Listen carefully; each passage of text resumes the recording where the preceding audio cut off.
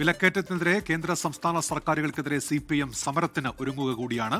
വ്യാഴാഴ്ച ജില്ലാ ഏരിയ തലങ്ങളിൽ സമരമുണ്ടാകും. പശ്ചിമേഷ്യൻ യുദ്ധ സാഹചര്യത്തെ അഭിമുഖീകരിക്കാൻ കേന്ദ്രം ഒരു നടപടിയും സ്വീകരിച്ചില്ല എന്നാണ് CPM സംസ്ഥാന സെക്രട്ടറി MV ഗോവിന്ദൻ പറഞ്ഞത്. VD സതീശൻ മുഖ്യമന്ത്രിയായ ശേഷം 4 തവണ വിലവർധനയുണ്ടായിട്ടും മൗനം പാലിക്കുകയാണെന്നും MV ഗോവിന്ദൻ കുറ്റപ്പെടുത്തി. ഇന്ധനത്തിന് വലിയ തോതിലുള്ള വിലവർധനവാണ് ഉണ്ടായിക്കൊണ്ടിരിക്കുന്നത്. ഈ കേന്ദ്ര ഗവൺമെൻറ്റിൻ്റെ നയത്തിനെതിരെ നയപ്രഖ്യാപന പ്രസംഗത്തിൻ്റെ ഭാഗമായിട്ടൊരു അക്ഷരം പറയാൻ ഈ പുതിയ സർക്കാർ തയ്യാറായിട്ടില്ല എന്നുള്ളതും കൂട്ടി വായിക്കേണ്ടതാണ്.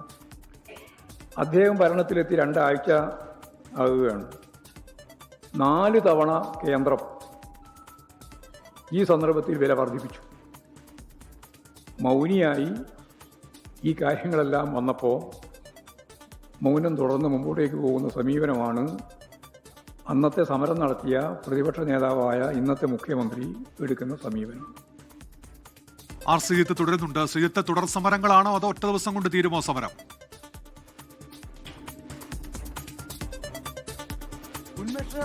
വ്യാഴാഴ്ച മറ്റന്നാൾ സംസ്ഥാന വ്യാപകമായി ഇന്ധന വിലക്കയറ്റത്തിനെതിരെ പ്രക്ഷോഭത്തിലേക്ക് പോകാനാണ് CPM തീരുമാനിച്ചിട്ടുള്ളത്. പ്രതിപക്ഷ നേതാവ് അടക്കം പങ്കെടുത്തുകൊണ്ടുള്ള ശക്തമായ സമരപരിപാടിയാണ്. ഇന്ധനവില 4 തവണ വർദ്ധിപ്പിച്ചതോടെ ജനജീവിതം ദുസ്സഹമായി. പൊതുവിപണിയിൽ വിലക്കയറ്റം, ഒപ്പം തന്നെ പാചകവാതകത്തിന്റെ ദൗർലഭ്യം, കരിഞ്ചന്ത വ്യാപകം തുടങ്ങിയ പ്രശ്നങ്ങളൊക്കെ ഉണ്ട്. അത്തരം ജനകീയ വിഷയങ്ങൾ ഏറ്റെടുത്തുകൊണ്ട് വീണ്ടും സമരപാതയിലേക്ക് പാർട്ടിയെയും മുന്നണിയെയും നയിക്കുകയാണ് CPMന്റെ ലക്ഷ്യം. അതിന്റെ ആദ്യപടിയായിട്ടാണ് ജനകീയമായ വിഷയം വിലക്കയറ്റമെന്ന ജനങ്ങൾ ഏറ്റവും കൂടുതൽ അവർക്ക് അനുഭവവേദ്യമാകുന്ന ഒരു വിഷയം ഏറ്റെടുത്തുകൊണ്ട് CPM സമരരംഗത്തേക്ക് വരുന്നത്. ഇപ്പോൾ മറ്റന്നാൾ മാത്രമാണ് സമരം തീരുമാനിച്ചിട്ടുള്ളത്. എന്നാൽ അതിന് തുടർച്ചയായി മറ്റ് സമരപരിപാടികളിലേക്ക് പോകും.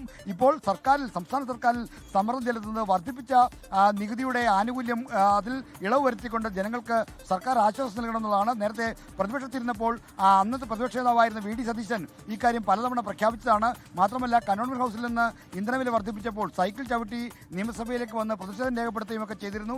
അത്തരം നിലപാടെടുത്തവർ എന്തുകൊണ്ടാണ് ഇപ്പോൾ ഇന്ധനവിലയുടെ വർദ്ധിപ്പിച്ച ഇന്ധനവിലയുടെ ആനുകൂല്യം അതിന് ലാഭത്തിൽ കുറവ്, അതുമൂലം ഉണ്ടാകുന്ന അധിക വരുമാനം വേണ്ടെന്ന് വെച്ച് ജനങ്ങളെ സഹായിക്കാൻ തയ്യാറാകാത്തത് എന്തുകൊണ്ടാണെന്നാണ് CPM ചോദിക്കുന്നത്. ശരി, ശ്രീജിത്താണ് തിരുവനന്തപുരത്ത് നിന്ന് വിവരങ്ങൾ നൽകിയത്.